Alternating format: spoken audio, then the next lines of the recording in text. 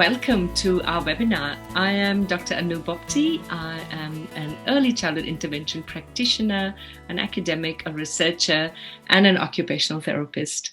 And today I am here to talk to you about something that's absolutely dear to me, and it is about how we can use theory and evidence into our practices. And it's really important to remember as practitioners, and we know that we are hard on time and things just happen and it's a busy day, but it really, what it is it requires practitioners to apply theory to practice and contextualize disciplinary issues and problem solve our ways into things that can best be used in our practice. But what I really like about theory to practice is it includes a lot of reflection on what we do. And I know that as early childhood practitioners, we are good reflectors. We reflect on our practice. So self-assessing and analyzing and reflecting on the transformational nature of our experiences is absolutely crucial when we do evidence-based practice or we're thinking of taking theory into practice. So being mindful of what are the things that are guiding our practice. So we all know that there are lots of theories and models that help us to underpin what we do. So we know about family-centered practice in early childhood intervention that assumes that all families have strengths and resources. So it's important to ask ourselves, do we actually assume that when we practice? Do we identify what are the family strengths? What are the resources that they have? Do we explore these before we start our intervention? Do we recognize truly what their concerns are? Do we use the right language? Do we use person-first language? So these are all tenets of very good family-centered practice. Do we involve them in goal setting? And do we involve the child in goal setting if the child is able to? Things like that. So, and do we assist the families that we work with in becoming advocates for themselves? So these are some of the things it's really great to think about when you're thinking about family-centered practice models. Then we talk about strengths-based practice, and everyone I meet really thinks that they are strengths-based, but it is important to understand what is it that is really tells us it's strengths-based. What is the language we use? The first messages that we use with families are really important, and they have a powerful and lasting impact. So often I talk to new graduates about this, that look in the mirror, talk to the mirror, practice how you're going to talk. It doesn't come naturally. You've got to practice, because when you meet a family for the first time, they will remember what you spoke, what language you used, and how what you say leaves an impact on them, because you don't know where they are in their journey. They might have just received a diagnosis. They might have just had a bad week with their child or with some other family member. So being strengths-based is supporting families to make decisions for themselves, but it is also empowering them and building their capacity to do things for themselves within their home, within the community. It is actually engaging in deep listening and active listening with the family rather than, I know we go prepared with things that we want to do and say. So you might be having only an hour and you have to do an assessment and intake. And, it is difficult and we recognize that's difficult. But how can we be strength-based in that difficulty? How can we still, be mindful to let the family feel that we are actually doing active, deep listening? Are we explaining technical things, or are we just throwing jargon words at them? Are we acknowledging the strengths as well as the difficulties that they're facing? So a lot of families go through, it's a journey full of grief. And are we building power with and power through our relationships, or are we power over? So, times when you're talking about what the diagnosis means or, what's going on, and you are demonstrating what you know about the particular diagnosis, it can lead to a power over relationship. But then quickly bringing it back into power with and power through is actually strength-based practice, is asking them, how much do you know about, the diagnosis, and finding out where they are in that journey. The other thing we talk about is culturally responsive practice. So these are all kinds of practices we use, and they're all straight from the best practice guidelines. So again, being mindful, culture does not just mean that, being respectful of where they come from or their country of origin. So that's not being culturally responsive, but it is about responding respectfully and skillfully to the needs of diverse communities. It is a broader concept.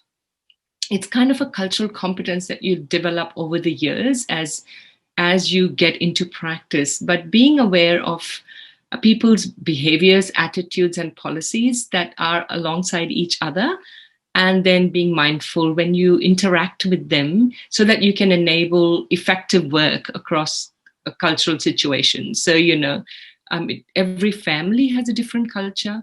They can all be from, for example, I come from an Indian culture. So if you assume things about me before, just by looking at me, you don't know what my background was. What is it that makes me who I am?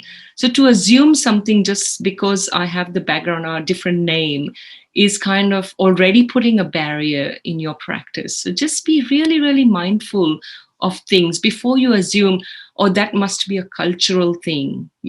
That's very common when we work with little bubs and little kids who don't sleep well or don't feed well, and their parents, it is really hard being a parent if your child doesn't sleep and doesn't eat. And we know that these two things absolutely essential for mothers and daddies as well, to know that the child is actually eating and sleeping. And then to assume that it's the culture that they're sleeping in bed with their parents, or it's the culture that they are feeding their children, is not being very respectful of what they're doing. I also want to draw your attention to the 4 quality areas that you probably see in your document of best practice guidelines. So thinking about, so we've talked about family, but things, for example, there's a quality area, inclusion. Are we always mindful of inclusion? Do we, so ask yourself, do I know what is inclusive practice? What is this participatory practice that's written? And recognizing that every child, regardless of their needs, has the right to participate fully in the family and community life. So telling the parent that is actually very powerful. That's saying, no, we will see that the child settles in childcare. We will see that they settle in their kinder. So engaging in natural environments actually promotes children's inclusion. And through the daily routines at home, but also in the community. And I know that we do that in our services. We visit kinders and we visit childcare centers and early childhood settings. But when we visit, what are we actually promoting? Are we promoting that this child be included, or are we helping the workers to carry forward therapy things that we want them to do? So think about that when you visit and do think about children in their natural environments. We all think we're team players, so there's another quality area of teams. And but it's good to ask, what is actual teamwork? Am I working in a collaborative team here? And I know that once we've gone into private practices, it's really tricky and hard to do teamwork. So do you consult with each other? Do you all work together?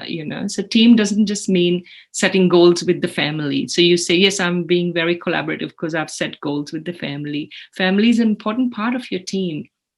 But it's also being collaborative and integrated team around the child. So communicating, sharing information, sharing knowledge and skills with all the team members as well as with the family. That's kind of being collaborative, so that you're meeting goals successfully and building capacity of the child, building capacity of the family, and the other professionals in the communities. I will often call pediatricians, I will call psychiatrists, and I will see that everybody knows that there is a problem here. The child is struggling here. So can we work together and have some kind of plan together, which is benefiting and building capacity? And the quality area 4 is universal principles. Are we actually using the recognized evidence base? Are we accountable for our practice? Are we measuring our outcomes? So the outcomes-based approach focuses on outcomes that parents want for their child and their family, and on identifying skills that are needed to achieve these outcomes. So we know that the outcomes are social emotional well-being. We know that it is about using appropriate behaviors to meet the ends. and that we need to consider family related outcomes, not just child related outcomes. But it's good to ask yourself, are these quality areas at the forefront of my practice? Am I being mindful of these areas? How can I ensure that my practice is evidence based? So one of the things to remember, and I've got a nice picture here which says respecting the evidence. So it is about being respectful of the evidence. And if there's all this evidence telling us what is working, are we actually using that?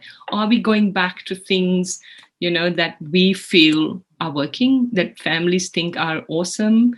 And so let's just do it. But is there enough evidence for us to keep going with those things? So it's questioning yourselves. We also talk about the knowledge translation action, so knowledge to action cycle. We always talk about that are we actually doing it? So there's lots of knowledge, but is that just for people who work in research, or are we actually taking it into practice? So setting up, just some ways in which you could really do it well, even if you were working in isolation, setting up groups and group meetings to ensure that you give yourself time for knowledge to action. Because it is an ethical issue, if you're not accountable for what you're doing and you're charging families for our services, they need services that are evidence-based, respectful, and doable in their everyday routines. So just a few steps that you can see in this picture as well, on the knowledge to action model that we can unpack very quickly. Firstly, you need to identify what is the problem and review the knowledge. So adapt knowledge to your local context. So how is it going to work in my setting? How can we use this within our organization? If you're a sole practitioner, you can join a group of other practitioners and work together on one thing at a time. So you might say, I'm really interested in, and I know that there are lots of Facebook groups, but also we've got our membership groups that we are part of. So talk to others, form a group, and then together you can first assess the barriers. So barriers can be, do you have access to information? Check your professional memberships, ask them whether you can access information, ask your networks if you have, do you have any information on this, or do you have any articles on that? Ask for access to databases and online libraries. It is important that dissemination mechanisms and systems are made easy for practitioners and managers and policymakers so that we can all access information. And that's why we rely on professional bodies to help us get access to that information. Do you have people in your group that present barriers all the time? Now, this is something to be mindful of. There are people who seem stuck and continue to use practices that are not recommended. So I would say, talk to them about it, but get away from such groups and find groups who are helping you and you feel nurtured with them rather than constantly challenging best practice. So we can't change everyone, but we can change what we do. And that's what I've been doing is walk away from those groups. I try and find like-minded people, and I try and, be truthful to myself and who I am. And I find physical, intellectual environments in which research is valued and uptake of research-based knowledge is supported. And those are called supportive environments, I believe. And select and tailor the intervention that you want to use and in your groups, and monitor your knowledge use. That how are you using it? How are you using it? So ask each other. And finally, evaluate outcomes. So it's a simple goal scoring tool that you can use to measure outcomes. Make it a habit of asking families to revisit goals and score goals with you. So ask them about how's it going. If I would ask you to score on a scale of 1 to 10, what would you score it right now? This is a great way of ensuring that you're being goal focused and that the families feel that you are respectful of your time, of their time, and you're doing something for their child. It also provides them with, constant energy to keep moving forwards. If the goal is out of 10, I feel like today my child's 5 out of 10 or 6 out of 10, it gives them a burst of energy to keep going. It also leads to sustained knowledge use for you. And it kind of becomes a second nature to practice. So if I don't evaluate my goals as I'm going, I will stop and I feel like I haven't done something. It's a kind of a little bit of an addiction to stop and ask yourself, oh, how did, we were working on hairbrushing goal, or we were working on shoelace tying goal. How do you think he's going now? So things like that. So keep that cycle going and record things as you go. And that is pretty much knowledge in action, So you kind of, you're working on it all the time and feeling good about what you're doing, but also joining supportive environments, joining support groups, and so on. So other things that you can do to be, I think evidence-based practice is everybody's business. It's not just for people in the universities or just for researchers. But there are other resources that you can use, such as best practice guidelines, clinical guidelines for practice, using time-efficient resources. So using already existing systematic reviews, scoping reviews, where people have already done the work for you. So if you're interested in a particular intervention, go and look, is there a systematic review that's telling you of all, so a systematic review collects all the evidence for you and presents it in a paper. So they are really good ways of, measuring your practice. And changing the culture in your organization. That's, again, really important. So, talking to management. But if you are a manager, it is important that you inculcate that within the culture of your organization. So asking yourself, whether this team, can we get together? Can we talk about once a month, talk about an article, or once a month we're talking about what we're using in practice. So it's like building that team culture. Having journal clubs. So I know that lots of pediatricians have journal clubs. Try and get in there and see what they talk about, but have your own kind of journal club where you have an article where you're all discussing. And I know you're doing all these things. I'm just kind of recapping it. So, if you're already doing it, absolutely great. But if you're not already doing it, look for people and join together so that, it can help your practice. So doing CPDs, so being very mindful when you choose CPDs. Some CPDs are very expensive. So continuing professional development, that's what I mean. And they're not evidence-based. So check with colleagues, check whether, so-and-so is offering this 3-day workshop and it's like $1,500. Do you think it's evidence-based? Do you think we should do it? And so on. And rather than saying, oh, lots of children I'm seeing in practice have this problem. So, so now I'm going to fix it by attending this workshop. So that fixing mode is what we really need to get away from and think more broadly about children as being on that lifespan. So it's not just right now, but we are preparing them for this long life that's ahead of them. So, just by fixing the problem as it comes, is that actually effective? Is that a good use of your time with them?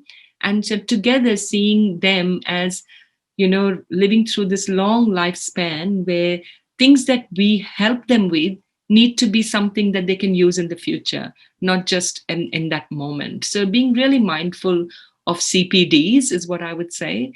And attending discipline-specific things. I think most disciplines have free PDs, and so it would be good for you to seek those out. And, reviewing evidence together, I can't say enough of how important that is for you all to do as a group. So those are some of the things I think that may be very helpful if you're on your journeys of how you can do theory to practice, or how can you, there's so much evidence, how can you actually be sure that you're using it in your practice? So some of the take-home messages that I want to leave you with are, to use outcome measures and to measure change as you go along. So it's really important that you record change. And stop using interventions that clearly have no evidence. Like, over years, we know that some things are not working. So, we love them, but, they're not really working. And then interventions need to support goals and achieve outcomes. So be really, really mindful of what is the goal we're working on? What is the outcome we want to see? And inform families of the evidence or lack of it. Just say, look, I'm doing this. It has very little evidence. It's emerging evidence. Are you happy for me to follow through if we keep measuring what we're doing? So they have a right to know. They pay us for services. NDIS pays us for services. And so there's a bit of accountability, I think, which you need to be mindful of.